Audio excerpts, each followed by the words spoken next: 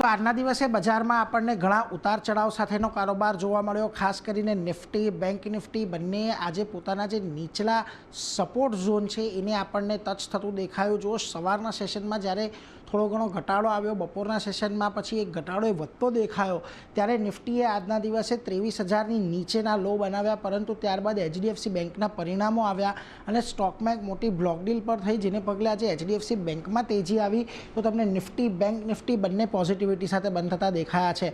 Almost Nifty બેંકમાં જે 48,000ના નીચેના લેવલ દેખાયા અને નીચલા સ્તરેથી તમને લગભગ 601 પોઈન્ટની રિકવરી આજના દિવસે આવતી જોવા મળી, પરંતુ આજે આખી માર્કેટ બ્રેથ થોડી નેગેટિવ હતી અને એનો માર તમને મિડ કેપ અને સ્મોલ કેપ ઇન્ડેક્સની અંદર દેખાયો। એક સમયે અહીંયા 2 થી 3% ઘટાડો હતો, પરંતુ જે બ્રોડર મેઇનલાઇન ઇન્ડાઇસીસની અંદર જે નીચલા સ્તરેથી ખરીદારી આવી ત્યારબાદ અહીંયા પણ તમને થોડું રિકવરી આવતી જોવા મળી, પરંતુ દિવસના અંતે એક મોટા ઘટાડા સાથે બંને બંધ થતા દેખાયા છે।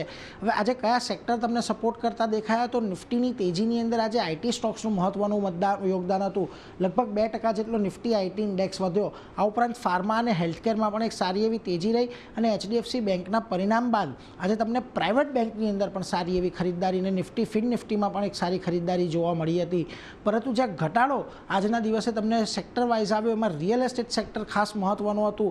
ચાર્ટ પર આજે અહીંયા તમને નિફ્ટી રિયલ્ટીના ચાર્ટમાં બ્રેકડાઉન આવતું જોવા મળ્યું। તમામ રિયલ્ટી સ્ટોક્સ છે એ દબાણમાં દેખાયા। સરકારી કંપનીઓમાં આજે ખાસું એવું દબાણ તમને આવતું દેખાયું। અહીંયા પણ અમુક સરકારી કંપનીઓના જે પરિણામ આવ્યા છે ત્યારબાદ અહીંયા આપણને ઘટાડો જોવા મળ્યો। આ ઉપરાંત એનર્જી અને પીએસયુ બેંક પણ એક દબાણ સાથે કામકાજ કરતું દેખાયું છે, પરંતુ આજે તેજીની દોર જેને સંભાળી હતી એ આઈટી સેક્ટર હતું અને નિફ્ટીના ટોપ 4 ગેઇનર્સની અંદર તમામ આઈટી સ્ટોક્સનો સમાવેશ થયો છે, જેની અંદર વિપ્રો જુઓ આજે લગભગ 3.5% જેટલો વધીને, ઇન્ફોસિસ, ટીસીએસ ઓલમોસ્ટ 3% વધીને, ટેક મહિન્દ્રામાં 1.5% સુધીની તમને તેજી જોવા મળી, પરંતુ ઘટાડો ક્યાંથી આવ્યો તો બીઈએલનું કાઉન્ટર આજના દિવસે તમને ખાસું એવું ઘટતું દેખાયું। જો 2%નો ઘટાડો અહીંયા છે। ટાટા મોટર્સની અંદર એક ઘટાડો આપણને આવતો જોવા મળ્યો। બીજી તરફ ટ્રેન્ટનું કાઉન્ટર હતું કે ગઈકાલે એક મોટો ઘટાડો આવ્યો હતો, ત્યાંથી આજે એક ઘટાડો આવતો જોવા મળ્યો અને પાવર ગ્રીડમાં પણ એક ઘટાડો આજના દિવસે આવ્યો છે। મિડકેપની અંદર જ્યાં તમને આજના દિવસે સારી તેજી જોવા મળી એમાં ઘણા જૂજ કાઉન્ટર છે। Bharat Forge, Vodafone Idea, Hindustan Zinc, Patanjali ફૂડ્સમાં એક ઉછાળો રહ્યો, પરંતુ જે દબાણ આવતું દેખાયું આજના દિવસે એ મહત્વનું હતું।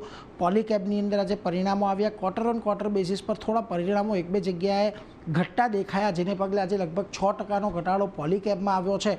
આ ઉપરાંત તમામ તમને મિડકેપની અંદર રહેલા રિયલ્ટી સ્ટોક્સમાં એક મોટો ઘટાડો આવતો જોવા મળ્યો।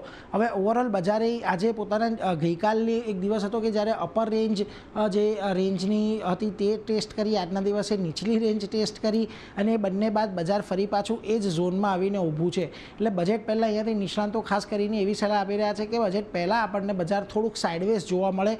જો કે આવતીકાલે હવે નિફ્ટીની એક્સપાયરી છે એને લઈને કેવા મૂવ્સ આવે છે અને મોટા પરિણામોની પણ શું ઇમ્પેક્ટ આવે છે એને લઈને બજાર આવતીકાલની દિશા નક્કી કરી શકે છે, પરંતુ ઓવરઓલ એક રેન્જ બાઉન્ડ કારોબાર રહે 23,000 થી 23,400ની વચ્ચે એવી જ એક અપેક્ષા અત્યારે બનતી દેખાઈ રહી છે।